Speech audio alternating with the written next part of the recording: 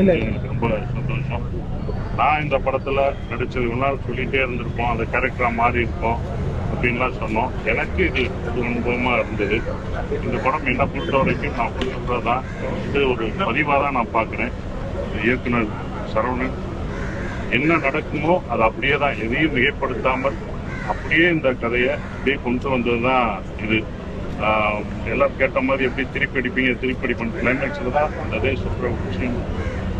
எனக்கு இப்படி ஒரு கேரக்டர் எனக்கு கொடுத்ததுக்கு நான் இயக்குனருக்கு ஜிப்ரானோட மியூசிக் ரொம்ப நாங்கள் எடுத்ததோட ரொம்ப அற்புதமாக சிறப்பாக பண்ணியிருக்காரு.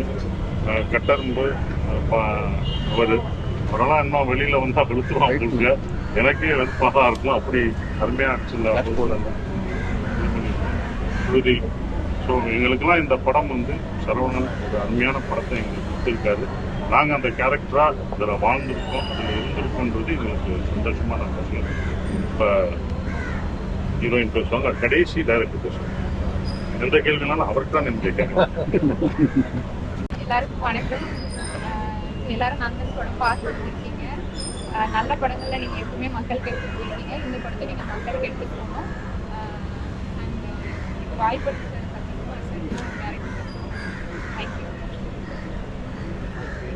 படத்தை ஒரு வாழ்வியலா மக்களுக்கு கனெக்ட் ஆகிற மாதிரி எடுத்திருக்காங்க. நிறைய இடத்துல நடந்துட்டு இருக்கு வழி. இது நான் பார்த்துருக்கேன், காசு நான் நிறைய தடவை ஷூட்டிங் வரல, எப்போதான் தெரிஞ்ச விஷயங்கள்லாம் நடந்துட்டு இருக்கு. உண்மையிலேயே நல்ல விஷயத்த வழி தெளிவாக கொண்டு சேர்க்கலாம். இந்த படத்துல எனக்கு வாய்ப்பு கிடைக்கிறது ஏதாவது எனக்கு ரொம்ப ஒரு பெரிய வாய்ப்பு கொடுத்துருக்காங்க. கண்டிப்பா நல்ல படத்தை எப்பவுமே நீங்க ஆதரிப்பீங்க, இந்த படத்தையும் ஆதரிக்க வைக்கணும், கொண்டு போய் நீங்க சேர்க்கணும். அதை மட்டும் நான் கேட்டுக்கிறேன்.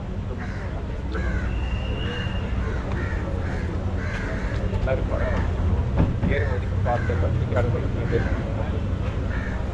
நான் சினிமாவை பெரிய ஊடகமாக தான் பார்க்குறேன். வலிமையான ஊடகமாக பெரிய ஊடகமாக பார்க்குறேன். அதனால தான் என் மனசு பட்ட அதனாலமாக எனக்கு வருஷம் ஒரு விஷயத்தை புலமைக்கிட்டாங்க. எந்த இடத்துலையும் பிரச்சாரமாகவோ பரட்டையாகவோ இருக்கிற மாதிரி கதைக்களமாக கதையாக அனுபவம் பண்ணி சுமார் மாதிரியான ஆட்களை கொண்டு வந்து அவங்களுக்கு பிடிச்ச ஒரு ஜனத்தின் படைவாதம். ஆனால் அதே நேரத்தில் இது ஒரு உண்டாட்டமான ஜலகலப்பான வாழ்வியல் படம் இருந்தால் கூட இது உணர்த்துற வழி ரொம்ப பெரிய வழியாக இருக்கும். இதில் நான் பல பேருடைய வாழ்க்கையை ஒரு கேரக்டரில் கொண்டு வந்திருக்கேன். அதை நீங்கள் எத்தனை பேரும் உணர்ந்து நான் எந்த இடத்துல கை தட்டுறேன்னு அந்த இடத்துல கை தட்டுறீங்க, எந்த இடத்துல நீங்கள் கண்டுபிடிக்கிறீங்களோ அந்த இடத்துல கண்டுபிடிங்க. அதுதான் படைப்பாளர் படைப்பை சரியாக எடுத்துக்கான சாட்சி. இதுக்கு மிகப்பெரிய உதவியா தன்னையே ஒப்படைச்ச சுமத்தில் இருக்கு. எந்த வார்த்தை சொன்னாலும் ஈடாகாது. ஏன்னா அவர் இந்த படத்துக்காக ஒரு நடிகனா மட்டும் இல்லை, இந்த குழுவை சேர்ந்த ஒருத்தராகவே அவர் மாறி அவளும் பண்ணாரு, ஒரு சிறப்பாக நடந்துட்டாரு. எந்த வார்த்தைகள் சொன்னாலும் ஈடாகாது. முக்கிய பாத்திரமா நடித்த எல்லாருக்கும் சாலிகளுக்கு உள்ளிட்ட நடிச்சுட்டு இருக்கேன். இந்த படத்தை இந்த அளவுக்கு மாற்றத்துக்கு டிஃப்ரெண்ட் ஒரு மியூசிக் தான். நான் ஆரம்பத்திலேருந்து சொல்லிட்டு இருக்கேன், நான் எடுத்த படத்தை எனக்கே ஒரு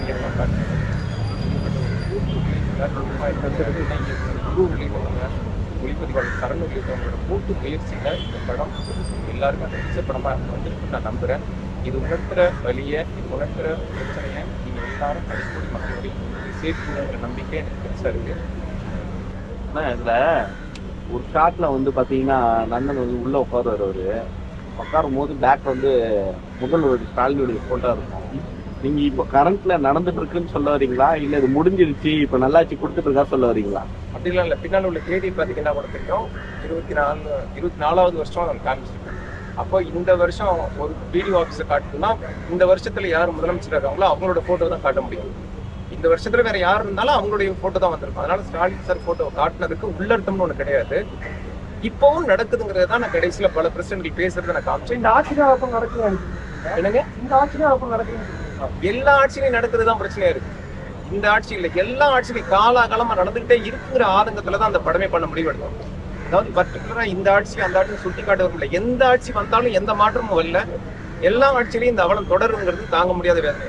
எந்த ஆட்சி வந்தாலும் தொடருதுன்னு சொன்னீங்க, அதனாலதான் சீமானை கூப்பிட்டு கெஸ்டா வர வச்சிருக்கீங்களா? அடுத்தது நீங்க சரியா செய்வீங்கன்னு அப்படி அதாவது மாற்றுங்கிறது இல்ல, மாற்றுங்கிறது எந்த பக்கம் வந்தாலும் அதை நம்ம நம்பலாம். ஏன்னா அவங்க இன்னும் ஆட்சி கட்டில் உட்காரல, அவங்க எப்பேற்பட்ட ஆட்சியை பண்ணுவாங்கன்னு நமக்கு தெரியாது. இப்போ வரைக்கும் அவங்க பொதுக்கூட்டங்களில் பேசுறது நம்ம வந்து ஒரு நம்பகமா நினைக்கலாம். ஆனா நான் அவரை பர்டிகுலரா நான் கூப்பிட்டு நினைக்காதீங்க. நான் வந்து பல பேருக்கு இந்த படத்தை போட்டு காமிச்சேன். அதுல அவருக்கு அந்த படம் ரொம்ப பிடிச்சிருந்துச்சு. ஆனா எந்த ஆட்சியும் நீங்க சொன்னீங்க, இந்த ஆட்சிக்கு அந்த ஆட்சி எந்த ஆட்சி சொன்னீங்க. ஆனா வந்து நீங்க வந்து படத்துல ஃபுல்லா தாக்குனது ஃபுல்லாவே ஏடிஎம் தான் தாக்கிருக்கீங்க. காலில் விழுந்து அதெல்லாம் நீங்க வந்து சென்சார்ல என்ன சொன்னாங்க? அதுக்கு காலில் நக்கிங் போற விஷயம் தான் போட்டுருக்கீங்க. அது நீங்க ஒரு பத்திரிகையாளராக பார்த்துருப்பீங்க. ஆனா வந்து நம்ம ஒரு படத்துல எடுக்கும்போது பண்ணலாமா? திமுகவுக்கு எதிராக இதுல இல்ல எதுவும் சீன் இல்லைங்கிறீங்களா? இல்ல அதிமுகவுக்கு எதிராக சீன் இருக்குங்கிறீங்க. நான் கேக்குறேன் இல்லைன்னா திமுகவுக்கு எதிராக இதுல காட்சி நீங்க நாசுக்கான ஒரு பஞ்ச் வச்சிருக்கீங்க. ஆனா நான் போலேன்னு சொல்லியிருக்கேங்க. திமுகவுக்கு எதிராக நான் போலேன்னு சொல்லியிருக்கேன்.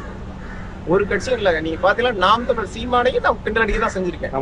அதனால பொத்தாம் பொதுவான இதா நான் பண்ணல. அதாவது விஜய் சார் சம்பந்தப்பட்ட வசனம் ஒண்ணு வருது படத்துல அப்படின்னா, இப்பேற்பட்ட அவலங்கள் நடக்கிறப்ப ஒரு பையன் என்ன பண்றான், ஆன்லைன் சீட்டாடுதல் இருக்கான். இன்னொரு பையன் என்ன கேட்கறான்னா, விஜய் சார் அரசியலுக்கு வந்தா என்ன பண்ணுவாரு, தொடையை தட்டி செல்போனை ரசிச்சு கேட்டுட்டு இருக்கான். அப்படிங்கிற விஷயங்களை தான் நம்ம உணர்ந்து. இதுல வந்து ஒரு பொலிட்டிக்கல் சட்டையரா ஒரு சர்ச்சையை உருவாக்கணும், இவங்களை காயப்படுத்தணும், அவங்களை அவமானப்படுத்தணுங்கிற நோக்கம் சத்தியமா எனக்கு கிடையாது. ஆனா நம்மளை சுத்தி நடக்கிற அரசியல் இருக்குல்ல, அப்பேற்பட்ட அரசியல் நடக்கிறப்ப நம்மளுடைய சிந்தனையை எந்த பக்கம் போக விட்டுட்டு இருக்கோம் இருக்குல்ல, அதை சுட்டி காட்டதான் எடுத்தேன். மற்றபடி அதிமுக மேல எனக்கு அப்படிலாம் கிடையாதுங்க. அப்படி பாத்தீங்கன்னா ஜெயலலிதாவின் வீட்டோலி சின்னம்மா அவர்கள் எனக்கு நல்ல நண்பர். பல இடங்கள்ல அவங்களும் தான் அதுல வந்து அந்த அரசியலையும் எனக்கு சொல்லியிருக்கேன். அதனால சொல்றேன், பாரபட்சம் பார்க்கல. பர்டிகுலரா அவங்களை தாக்கணும் அப்படிங்கிறது இன்னும் கண்டிப்பா கிடையாது. ஒரு கதை சொல்லும் போது சார், அவருக்கு ஒரு பெரிய ஹீரோ, அவர் வந்து ஒரு நிர்வாணமா ஒரு விஷயம் நீங்க சொல்லியிருப்பீங்க. அவர் எப்படி ஒத்துக்கினார்? இல்ல நான் அவருக்கு ஒத்துக்கலதான் ஃபர்ஸ்ட். இதுக்கு இல்ல, அவர் வந்து அழுக்கான ட்ரெஸ் போடவே ஒத்துக்கல. நான் தான் பிரசிடென்ட் ஆயிட்டேன்ல. பிரசிடென்ட் ஆகிறதுக்கு முன்னால வரைக்கும் ஓகே, பிரசிடென்ட் ஆனதுக்கு அப்புறம் எனக்கு எதுக்கு அழுக்கு சட்டை கொடுக்குற அப்படின்னு தான் கேட்டாரு. அப்பதான் பல பிரசிடென்ட்களை நான் அவருக்கு காமிச்சேன். அதாவது ஷூட்டிங் ஸ்பாட்டுக்கு வந்த பிரசிடென்ட்லாம் பாருங்க சார், அந்த நிக்கிறார் பாருங்க அந்த கார்னர்ல, பரவாயில்ல நானும் உங்களுக்கு அழுக்கு சட்டை கொடுத்துருக்கேன். அந்த மக்கள் அவருக்கு வந்து சட்டையே போடாம ஒரு பிரசிடென்ட் நின்றுட்டு இருந்தாரு, ஒரு தலித் பிரசிடென்ட். அதை நான் காமிச்ச ஸ்பாட்ல சாரு.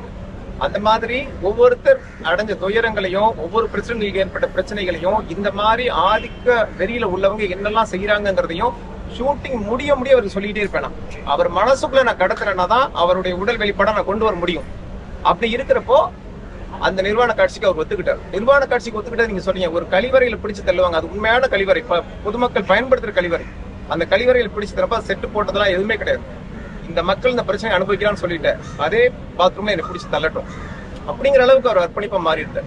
சார் ஒரே ஒண்ணுதான், ஒரு சமூகத்தை தூக்கி பிடிக்க மற்ற சமூகங்களை மட்டம் தட்டாம உங்களால படம் எடுக்க முடியாது. எங்கே மட்டம் தட்டி இருக்கேன்? எந்த இடத்துல மட்டம் தட்டி இருக்கேன்? சமூகம் நீங்க சொல்லல, ஆனா வந்து ஒரு சமூகத்தை தூக்கி பிடிக்கிறீங்க, மற்ற சமூகங்களை தூக்கி பிடிக்கிற சமூகம்னு சொல்லாமலே எங்க தூக்கி பிடிக்கிறேன்? ஒரு சமூகத்தை தூக்கி பிடிக்கிறேங்கிறீங்களா? எங்க தூக்கி பிடிக்கிறேன்? இல்ல சார், எந்த சமுதாயத்தையும் தூக்கி பிடிக்கிற சொல்றீங்களா? என்ன சார் இன்னைக்கு வந்து பதவியில இருக்கிறவங்க இவங்க பதவியை வந்து அவங்க இடத்துல முடிக்கிட்டு அந்த பதவி வந்து அடுத்தவங்க அனுபவிக்கிறாங்கன்னு காட்டிருக்கீங்களா? இது எப்ப நடக்குது? எங்க நடக்குதா? எங்க நடக்குது? நடக்கிற பிரசிடென்ட்ல தான் வரிசையா அடிக்கிருக்கேன். அவங்க எல்லாம் இன்னைக்கு கரண்ட் பிரசிடென்ட்ங்க, இன்னைக்கு சிட்டிங் பிரசிடென்ட். அவங்க அந்த ஊரு பேரு மாவட்டம் வரைக்கும் போட்டிருக்கேன். அந்த மாதிரி இல்ல, நான் காமிச்சது 6 பிரசிடென்ட், 150 பிரசிடென்ட்ல காட்ட நான் ரெடியா இருக்கேன். அதனாலதான் உங்கள்ட்ட முகப்பிலே போட்டேன். இப்ப ஏற்பட்ட அவலம் இந்த காலத்துல நடக்குதா நீங்க கேட்டீங்கன்னா உங்களை கையை பிடிச்சு அடிச்சு போய் காட்ட தயார் போட்டது சும்மா வார்த்தைக்கான போர்டு கிடையாது. பல பேர் இப்படி பண்றாங்க. யாரையா ஒருத்தவங்க மட்டம் தட்டிட்டு யாரையா ஒருத்தவங்க தூக்கி பிடிச்ச படம் பண்றாங்க. நிறைய படங்கள் ஒரு 5 வருஷ காலமா அப்படிதான் வருது. அந்த வரிசையில என்னை தயவு பண்ணி கட்டமைக்காதீங்க நான் கேட்டுக்கிறேன். நிச்சயமா அது நோக்கம் கிடையாது. அத மாதிரி தாக்கத்தை ஏற்படுத்துற மாதிரி தான் இருக்கு. நிச்சயமா கிடையாதுண்ணே. அப்படி ஒரு உள்ளர்த்தம் நீங்க கற்பிச்சீங்கன்னா அதுக்கு நான் என்ன பதில் சொல்ல தெரியும். ஒரு சீன்ல வந்து ஒரு சுதந்திரத்தில் கொடியை ஏற்றத்துக்காக பிளாக் ஏற்றத்துக்காக போய் நிற்பாரு. ஆக்சுவலா அது உண்மையா போன இதுல நடந்தது, இண்டிபெண்டன்ஸ் நடந்தது, இந்த ஆட்சியிலே நடந்துட்டு இருந்துச்சு. அதுல இன்னொரு அவலம் வந்தது, அதை ஏன் சுட்டி காட்டல? அது டாஸ்மாக் உடைய வருமானம் அதிகமா வந்ததுனால அவங்களுக்கு எல்லாம் அவார்டு கொடுத்தாங்களே, அதே சுதந்திரம் சொல்லணும்னா நிறைய பிரச்சனை சொல்லலாங்க. நான் அதாவது குறிப்பிட்ட ஒரு விஷயத்த இதே ஒரு சமுதாய நிறைய வந்திருக்கு. சமுதாய உயர்வு தாழ்வை குறித்து நிறைய படங்கள் வந்திருக்கு. ஆனா அதிகாரத்துல இருக்கக்கூடிய அந்த அடக்கப்படுறாங்கன்றத ஒரு கிரிட்டிக்கலான ஒரு விஷயத்தை நீங்க கையில எடுத்து பண்ணிருக்கீங்க. எப்படி தோணிச்சு? இல்ல நான் என்ன சொன்னா, ஒரு இடஒதுக்கீடுங்கிறது எதுக்குங்க? இந்த மாதிரியான பிரச்சனைகள் இருக்கு. இந்த மாதிரி பிரச்சனைகள்ல இருந்து ஒரு சமுதாயத்தை விடுவிக்கணும், மேல கொண்டு வரணுங்கிற எண்ணத்துல ஒரு ரிசர்வேஷன் கொடுக்குறாங்க. ஆனா அப்படி கொடுத்தா கூட அந்த இடஒதுக்கீடு கூட இங்க போலியாக்கப்பட்டிருக்கு. அதிகாரத்துக்கு வந்தோம் நம்ம மிதிக்கப்படுறோம் அப்படிங்கிறதுனா அது அந்த இடஒதுக்கீடு அரசியலையே கேவலப்படுத்துற மாதிரி. பேருக்காக இயங்குற மாதிரி அதை சுட்டி காட்டுறத மற்றபடி ஜாதி அரசியல கொண்டு வரவே கிடையாதுங்க. ஒரு இடஒதுக்கீடுங்கிறது ஒரு பஞ்சாயத்து சட்டத்துல எப்பேற்பட்ட முக்கியமான ஒரு விஷயம், ஒருத்தனை கைதூக்கி ஒரு விஷயம். ஆனா அது பேரளவுக்கு மட்டும் இருக்கு. இத்தனை வருஷ காலத்துல அது எந்த முன்னேற்றத்தையும் கொடுக்கல அப்படின்னா அது நிச்சயமா இவ்வளவு பெரிய பரப்புரையை சொல்ல வேண்டிய விஷயம் நான் நினைக்கிறேன். எதை போல மாற்றங்கள் ஏற்பட்டா இதெல்லாம் மாறும் நினைக்கிறேன்? என்னங்க சமுதாயத்தை எதை போல மாற்றங்கள் ஏற்பட்டா? முதல்ல இல்ல ஆட்சிக்கு வந்தவங்க, ஆட்சிக்கு வந்திருக்கிறவங்க அதுக்கான மாற்றத்தை செய்யணும். இப்ப நான் சொல்றது என்னன்னா, மொத்த தமிழ்நாட்டுல தலித் பஞ்சாயத்து தலைவர்கள் அதிகபட்சம் எவ்வளவு பேர் இருக்க போறாங்க? ஒரு 200 பேர் இருப்பாங்களா? ஒரு மாவட்டத்துக்கு 15-20 பேர் இருப்பாங்களா? அந்த மாவட்ட ஆட்சியருக்கு ஒரு உத்தரவு போடுங்க. தலித் பஞ்சாயத்து தலைவர்கள்ட்ட மாசம் 2 தடவை பேசணும்னு உத்தரவு போடுங்க. ஒரு நொடியில ஒரு உத்தரவுல மாற போற விஷயத்தை ஏன் இவ்வளவு நாள் அதே மாதிரி வச்சிருக்கீங்க? இந்த ஆட்சி இல்லைங்க, எந்த ஆட்சியுமே நான் கேட்கிற கேள்வி அதான். அப்ப ஒரு கையெழுத்துல ஒரு பேச்சுல ஒரு உத்தரவுல நீங்க வந்து இந்த தலைகீழ் மாற்றத்தை உருவாக்க முடியும். ஆனா பண்ண மாட்டேங்கிறீங்க. ஏன்? அதை வந்து நான் வந்து படத்துல ஆவேசமா கேட்கல, நீங்க கேட்கறதுனால நான் பதில் சொல்றேன். ஏன்னா படத்துல வன்முறை நிறைய இருக்கு சரிங்களா, ஆனா வந்து ஒரு போலீஸ கூட அதுல இருந்து காட்டவே இல்லை. இன்னும் காரணமா இது பண்ணீங்களா இல்ல காட்டக்கூட ஒரு இது இல்லைங்க. போலீஸ் நோக்கி போறப்ப அதுலதான் கடைசி ஒரு அம்மா பேசுவாங்க, போலீஸ் எல்லாம் பேருக்கு தான்ப்பா இருக்கு, எங்க குற்றச்சாட்டு எதுவுமே எடுபட மாட்டேங்குது அப்படின்னு. நீங்க கிராமப்புற பகுதியில் தயவு பண்ணி போங்க. இன்னைக்கு நகர பகுதியில 1000 ரோந்து வர்ற போலீஸ் கிராம பகுதியில எங்கிட்ட எட்டி பாக்குதா? எட்டி பாக்குறது கிடையாது. ஒரு வீடியோ கேட்கிறாரு, நீ கம்ப்ளைண்ட் பண்ணு, நான் நடவடிக்கை எடுக்கிறேன்னா அவர் பண்ணல. அப்ப பண்ணுனாலுமே நடவடிக்கை எடுக்காதப்போ, பண்ணாதப்ப எந்த போலீஸ் தேடி வரும்? இன்னொன்னு, ஒரு கம்ப்ளைண்ட் பண்ணிட்டு நீங்க அந்த ஊர்ல இருந்துட முடியுமா? போலீஸ் ஸ்டேஷன் போயிட்டு அதுக்கப்புறம் அந்த ஊர்ல நீங்க இருந்துட முடியுமாங்கிறது இருக்கு. இன்னொன்னு, அதனாலதான் சொல்ற, தோப்பு குடிகளோட வாழ்க்கை, பிறர் நிலத்தை சார்ந்து வாழ்ற வாழ்க்கை இருந்து நம்ம மனசுல பட்டதெல்லாம் செய்ய முடியாது. இப்ப நான் துணிஞ்சு வெளில போனோம்னா எங்க அப்பா என்னை கையை பிடிச்சி இழுத்துருவாரு, வீட்டுல உட்காருன்னு சொல்லிடுவாரு. அதனாலதான் அது பட்ட காட்சியில நான் வைக்கல. ஊராட்சி மன்ற தலைவர் கேட்டீங்க. ஆக்சுவலா போன ஆட்சியில பார்த்தா சபாநாயகர் அந்த மாதிரி கொடுமை நடந்ததில்ல, தனபால் அப்படி தனபாலுக்கு அவருடைய ஃபங்க்ஷன் வச்சு அவர் சாப்பாடு போட்டு அவங்க மினிஸ்டர் சாப்பிடல. தனபால் சாருக்கு அந்த மாதிரிலாம் கொடுமை நடந்ததுனாலதான் அவர் சபாநாயகர் ஆக்கப்பட்டார். அவருக்கு வந்து உரிய மரியாதை கொடுக்கணும், ஒரு முதலமைச்சரே அவங்கள பார்த்தாலும் கும்பிடணும் அப்படிங்கிறதுக்காண்டி தனபால் சாரை வந்து சபாநாயகர் ஆக்கினாங்க. நன்றி, எல்லாருக்கும் நன்றி.